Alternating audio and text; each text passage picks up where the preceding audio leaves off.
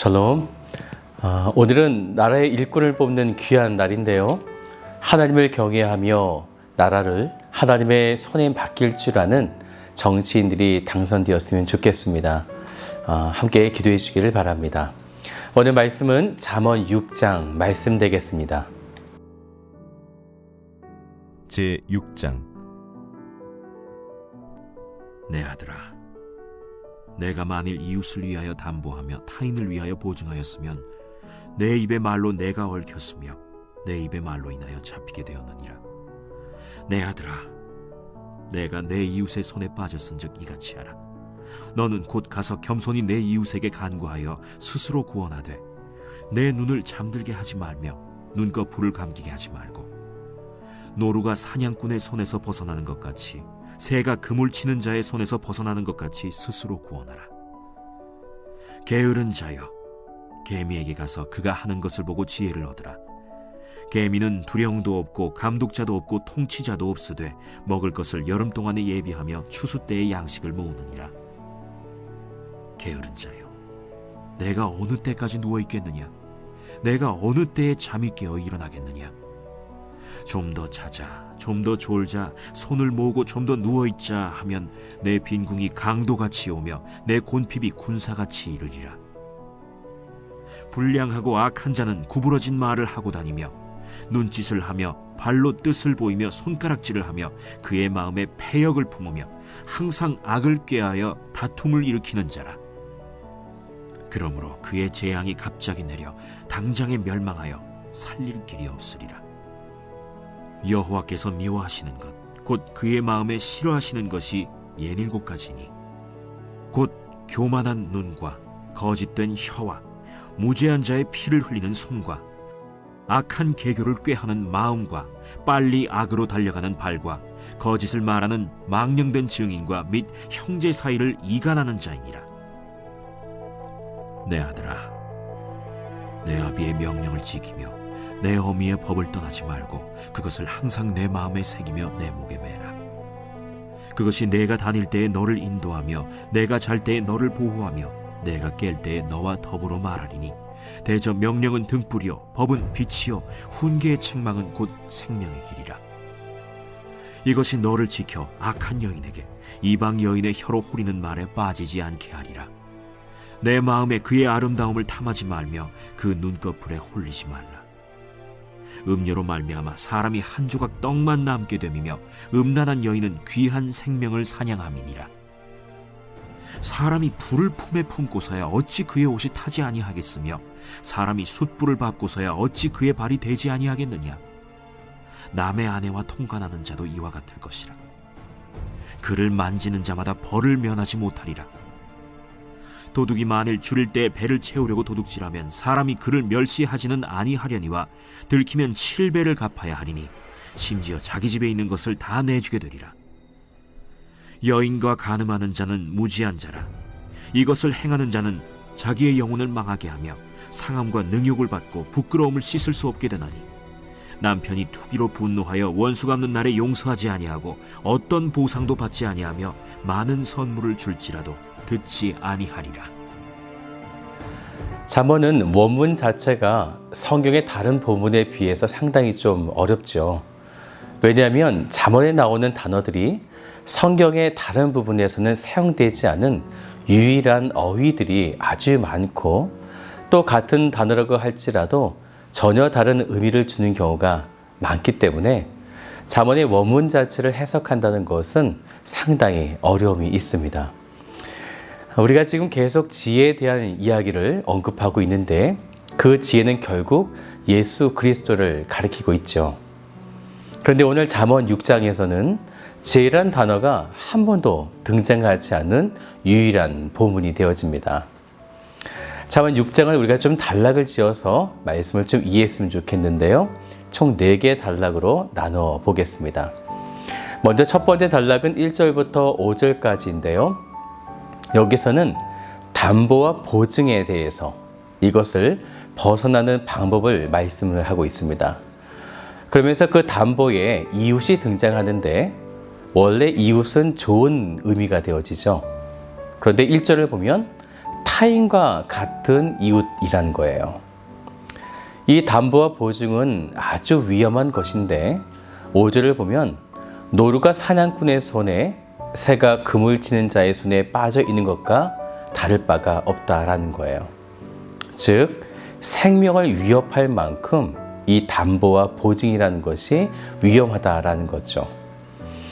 정말 오늘날의 이 보증에 대한 사건을 보면요, 생명이 왔다 갔다 하는 것을 우리가 볼 수 있죠.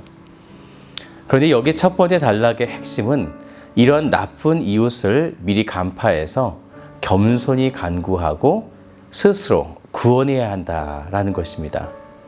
이 구원이라고 하는 말은 영생이라는 의미보다는 이 땅에 살아가는 인생에 대한 구원을 말하고 있는 거죠. 보증을 안 설 수도 없고 또한 우리가 서기도 어렵고 그런데 관계를 하고 사는 우리들은 그런 것을 무조건 배타적으로 거부하기란 또 너무 어렵습니다.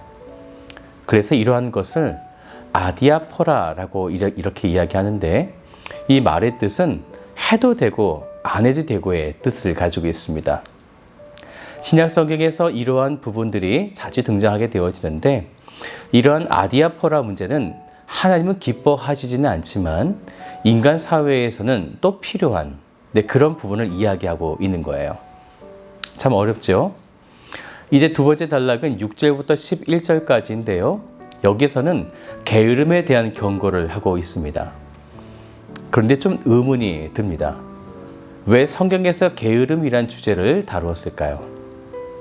이 게으름은 바벨론의 포로 70년의 세월 동안 이스라엘 백성들이 갖고 있었던 무기력함을 상징하기도 합니다. 그렇기 때문에 그들이 게으르고 싶어서 게으른 것이 아니라 상황이 그렇게 되었다는 거죠. 7절에 암시가 있는데 계민은 두령도 없고 감독자도 없고 통치자도 없을 때 바벨론의 70년의 시절 속에 이스라엘 백성의 상태가 아무것도 할 수 없기에 완벽한 무기력함을 보여주고 있는 것입니다. 그래서 이들은 스스로의 선택이라기보다는 환경적으로 10절을 보세요. 이렇게 되어지는 거예요. 좀 더 자자, 좀 더 졸자, 손을 모으고 좀 더 누워있자 하면 이렇게 육적 게으름 그리고 영적 게으름 상태에 놓이게 되어지는 것입니다. 이제 세 번째 단락을 좀 찾아볼 텐데요. 12절부터 19절까지입니다. 여기에는 두 가지가 나오는데 바로 불량하고 악한 자와 여호와께서 미워하신 것에 대해서 말씀하고 있습니다.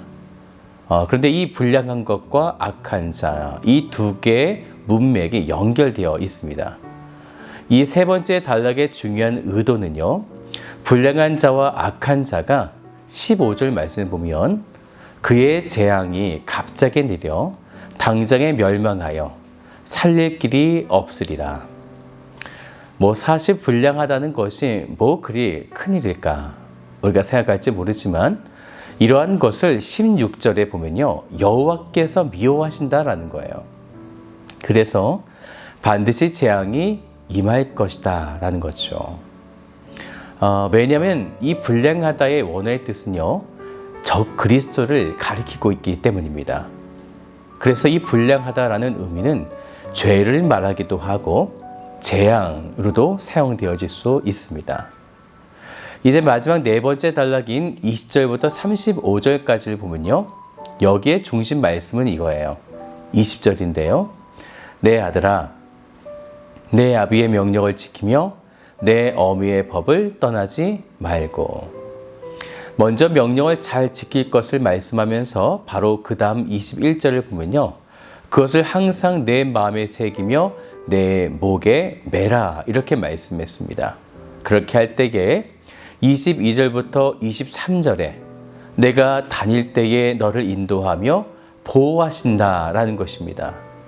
이러한 것이 하나님의 보호하심과 인도하심인데 곧 등불이고 빛이고 생명의 길이 되어진다라는 거죠. 사랑하는 여러분, 지혜를 가진 곧 그리스도를 믿고 따르는 자들은 어떤 삶을 살아야 할까요? 우리는 인생 속에서 수많은 아디아포라라는 하나님은 기뻐하시지는 않지만 사람들이 살아가야 하는 관계에서 우리는 어쩌면 그리스도인이라는 신분을 잊을 수가 있는 것입니다. 그래서 결국 우리의 인생을 26절을 보니까요. 음료로 말미암아 사람이 한 조각 떡만 남게 됨이며 음란한 여인은 귀한 생명을 사냥함이니라. 음료가 가져다 주는 많은 부정한 것들, 우리가 지혜 되시는 그리스도 안에 있지 않고 그러한 음료들의 유혹들을 쫓아가다 보면요, 우리의 귀한 생명이 사냥되고 영원히 죽게 된다라는 것입니다. 사랑하는 여러분, 이것은 나의 지혜로 어떻게 할 수 있는 것이 아니죠. 지혜 중에 머리 되시는 최고이신 바로 그리스도를 통해 우리는 음료에서 벗어날 수 있는 것입니다.